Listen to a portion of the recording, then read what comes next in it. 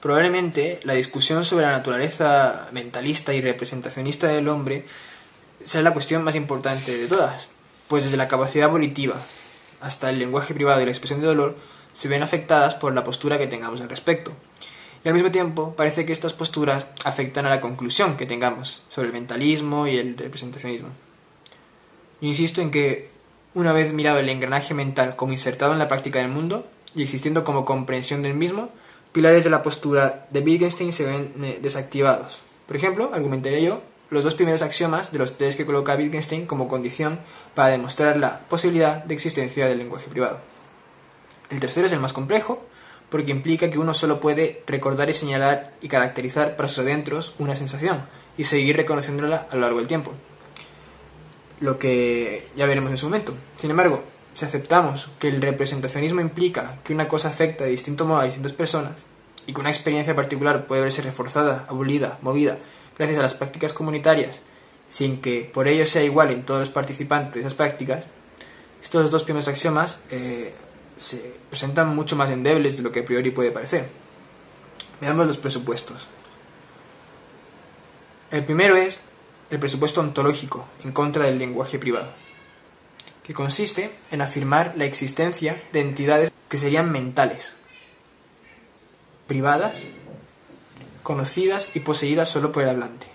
Siendo A un hablante cualquiera, tendría una sensación o entidad mental ontológica y epistemológicamente privada.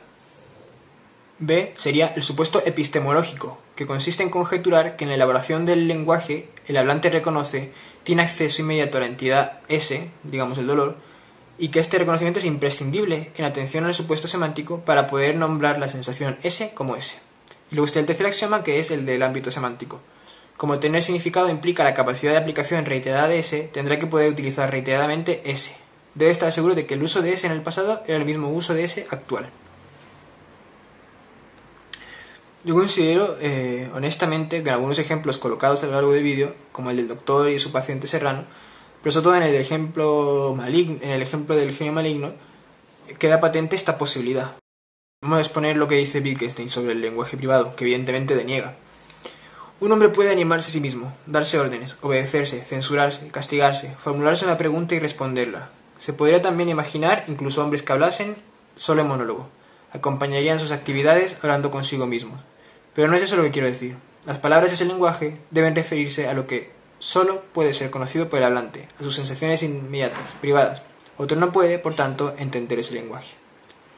El llamado argumento del lenguaje privado constituye, pues, una serie de ataques argumentales dirigidos a mostrar que no es pensable un lenguaje que solo una persona puede entender, o que un lenguaje que otra persona no puede entender no es un lenguaje. Efectivamente, la propuesta wittgensteiniana respecto a la justificación de nuestro modo de seguir una regla nos conduce a rechazar nuestras viejas creencias acerca de la posibilidad de un lenguaje privado. ¿Cómo es posible asegurar la consistencia en la aplicación de una regla?